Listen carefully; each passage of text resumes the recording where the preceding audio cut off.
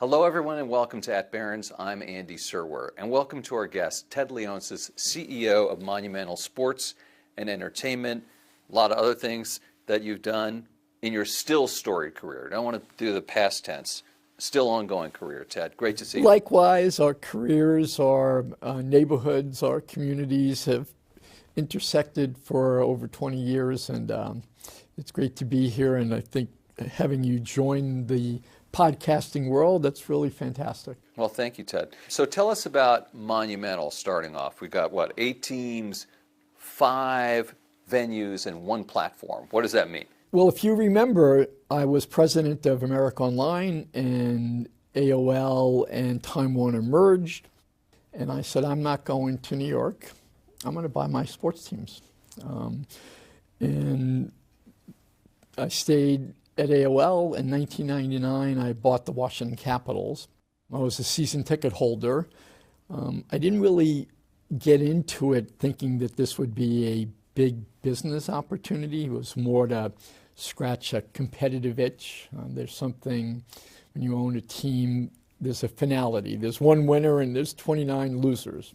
But I came to sports with a media and technology background. And I was really surprised at how undervalued the industry was. Someone had said to me, why are you buying a crappy little hockey team? You paid $85 million for it. Now the team's worth $2.5 billion. My basketball team, I paid $500 million. Now it's worth $4.5 billion. That being the Wizards. The Wizards. And the reason is that like a subscription business, we look like a software services business. We have big customers that sign up for 5, 10-year deals, and the contracts have escalators in them. And so about 70% of all of our revenues is predictable. And what's not predictable, season tickets, they renew 80 to 90% every year, right? It's people, you make the playoffs, people have to renew their tickets. So it's such a great business, and if you're in a big market, and we're in Washington, D.C., but it's really from Richmond, Virginia, all the way up to Delaware. It's 10 million people, and we're one of 3 enterprises that owns the venues, the teams, and the distribution. I bought the RSN from Comcast a couple of years ago. And so we now have become an enterprise of size and scale. And, we're probably valued $7 to $8 billion now as an enterprise. And we're focused on, as you said, creating a platform. We could buy another team now and plug it in, and it would be on our network. It would be, like Google, making acquisitions, or Microsoft making acquisitions. Right, a lot of jumping off points there. Another team might be the Washington Nationals. You've been named as someone who might be interested in buying that team at some point. Then you do own the WNBA team and some other teams in the mix as well. And I'm wondering about how much sway an owner has. The Capitals are one of the best teams in hockey right now. How much do you have to do with that, Ted? As an owner, you really set the strategy, the culture, the budget. And, in my 25th year of ownership, they had little celebrations for us. And I was really touched, surprised. This is going to sound like a humble brag, but I got to 1,000 wins, the second fastest of any owner in the NHL. And then this year, the 26th season, we have the best record in the league. And Alex Ovechkin is really a unicorn. He's a true unicorn. He will be the only player in the big 4 sports who started his career and ended it with one team, was an MVP, won a championship, and broke an all-time record. All right, so if you're somewhat responsible for the Capitals, you know where this is going, Ted. Oh, yeah. The Wizards, on the other hand, are one of the worst teams in basketball. So are you responsible for that as well? Well, no one's ever accomplished what we are currently positioned, the best team in the NHL and the worst team in the NBA. It is by design. We had a playoff caliber team year after year at the Wizards. but we didn't have an ascendant star. We didn't have, the NBA, it's LeBron's world, it's Kevin Durant's world, it's Steph Curry's world. And the way you get those players is through the draft. And so we decided a couple of years ago, let's rebuild the team around young players and draft picks. Last year we had 3 first-round picks. The draft is very, very strong this year and next season. We've loaded up on picks. We have lots of young players. I think we have the youngest team in the NBA. They're going to go through their growing pain. But if you look, Oklahoma City has the best team in the NBA. They went through the exact same strategy. So rebuilding phase for you. How is the NBA going right now? I mean, people are a little bit concerned about, say, TV ratings. Talk to us about the league in general, Ted. The NBA, I think, is right now the world's most valuable sports and entertainment enterprise. Nike held that position. They're under $100 billion. I think the NBA is the growth stock. It's very ascendant. And remember, we've built this huge enterprise just in North America. We've gone to China a couple of years ago. We did Africa. And you've been reading about now maybe we will be going to Europe. Well, why do we want to do that? Well, the partners who license our IP, they already have 100% of North America. They want to be more global. And our brands, our players, NBA and the players and the teams are the #1 search on Google. I think it's been 5 or 6 years in a row. So I think that we have the opportunity to go from $125 billion today to be, a really, really company organization of size. And that benefit from the league flows down to all of the teams. Right. Some people are concerned, though, about the TV ratings, right? They could be better, right? Yes and no. I mean, I look at engagement and I look at a platform. So our social has been growing like crazy. Our direct-to-consumer has been growing like crazy. The cable world has shrunk. So I was chairman of the NBA Media Committee. We were very, very focused on making sure that we could get back on broadcast television. We've done a deal with NBC. NBC had the rights for a long, long time. It's kind of in their DNA. So I think we're still the convener. I think, people really want to watch sports. When you compare our ratings, I know even locally, we have a really good team with the Capitals. We could get 2, 3, 4 rating points. CNN on a good night gets less than a 1 rating point in Washington, D.C. So sports still has this ability to attract users, get engagement in long form. It's 3 hours, pre-game show, the game itself, post-game show. And then the advertisers really want to go where there's this passion, this engagement from the audience. So I think that's why the media companies have been rewarding us with these long-term, really, really significant media contracts.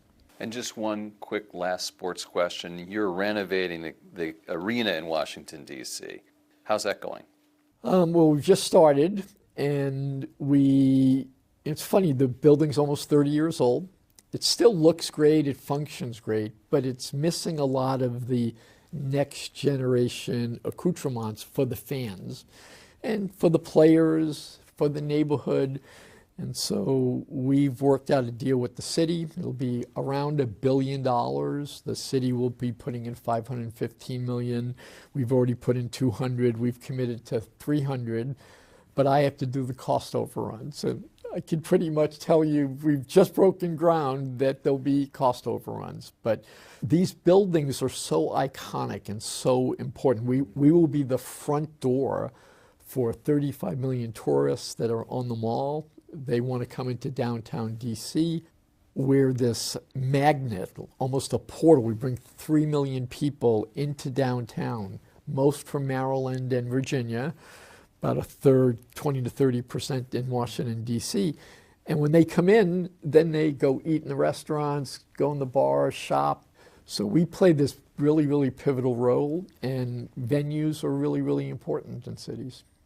Shifting gears, I want to ask you about entrepreneurship. You were a serial entrepreneur, not born with a silver spoon in your mouth.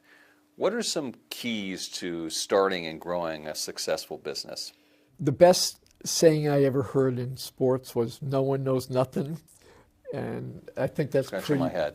Okay. That's pretty much on business. That you can find a niche, you can find an industry, you can take a contrarian view, and force of will.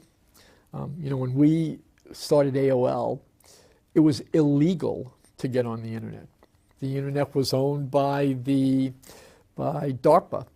And we said, well, then let's build a private internet. Crazy, right? We had a rollout in every area code so you could make local calls. And we built that and got America Online.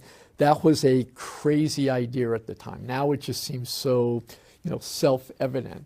And most entrepreneurs, if they start out, and this generation sometimes is too focused on the reward. They're talking about exits, they're talking about valuations. If you start out with, how can I make a better product, simpler, easier to use, less expensive for a customer, if you nail that, then the venture capital will follow, the margins will follow, the profits will follow. So I've always looked at, my first business was at Georgetown University, the bicentennial, 1976. 30 million tourists coming in. What can we sell these people? Snow cones, red, white, and blue snow cones. Still to this day, the product with the best margins. It was ice, paper cup with like some Kool-Aid on top of it. And we introduced variable pricing into the marketplace. If it's 80 degrees or less, it's 50 cents. If it's 80 to 100, it's $1. If it's over 100 degrees, the barometer, the humidity ratings, we'll negotiate. We'll do a deal. And, I just learned from that experience that you can put a twist. You can do something with the consumer. You can introduce innovation and build something that has value. You talked about AOL. You also worked at Wang and Harris. I didn't even realize that early in your career. What excites you most about the tech industry right now, and where would you invest in it?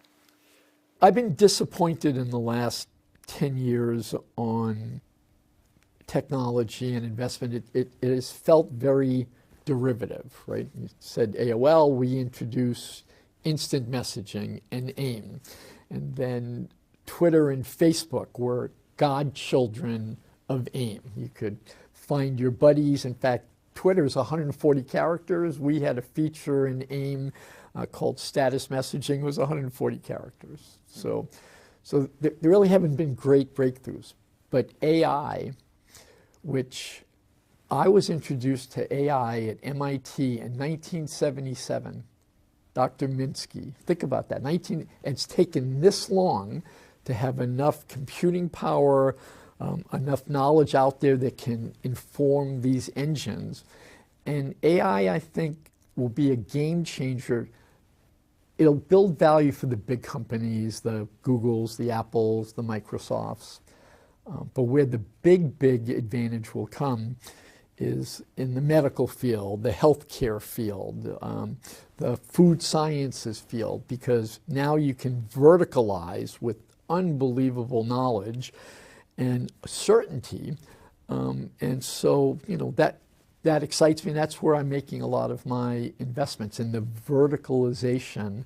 And these industries don't have software developers. They don't have AI experts. Now they can basically use the collective knowledge and be able to go and build something faster, cheaper, better, and more precise. And we need precision medicine. We need better ingredients in our food. We need to have that kind of planning, and AI will deliver on that. So you have a portfolio of companies you've invested in, and is that through Revolution Growth with Steve Case, or it's different?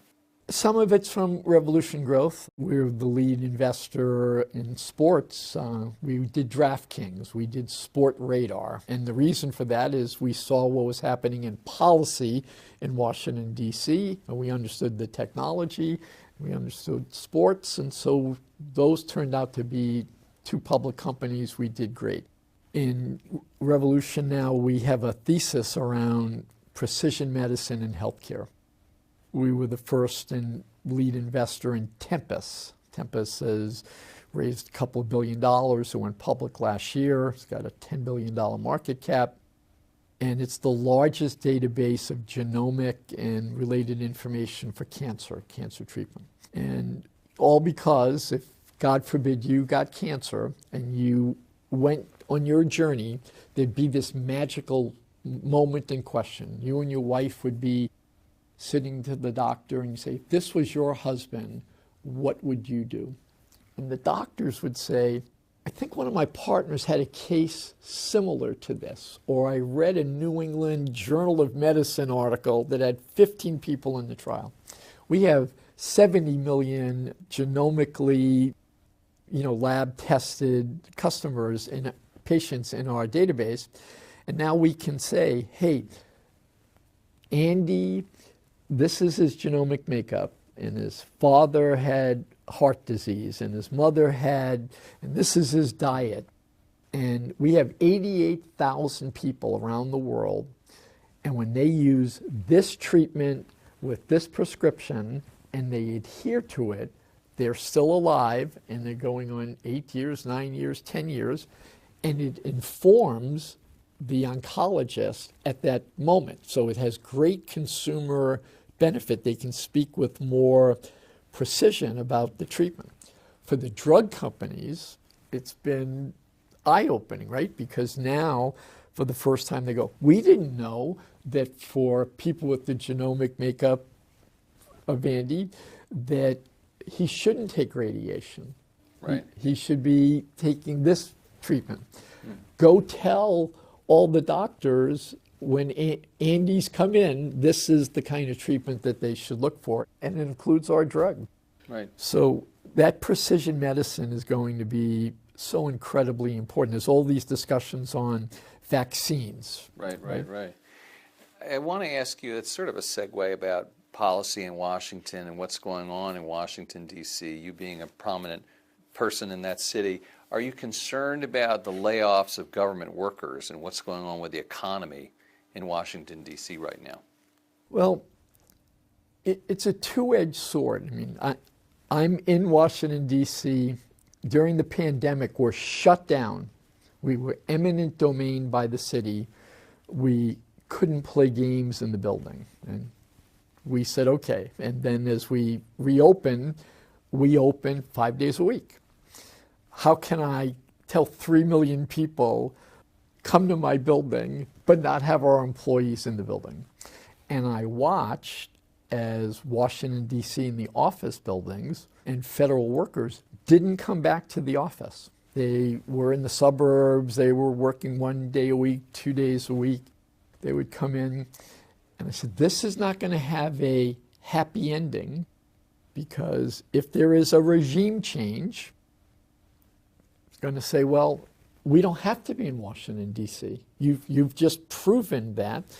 And so NASA, it should be in Florida. Let's move NASA to Florida, and we'll cut expenses. And the government is going through what big companies go through. You have your reckoning, if you will, and now you're trying to right size.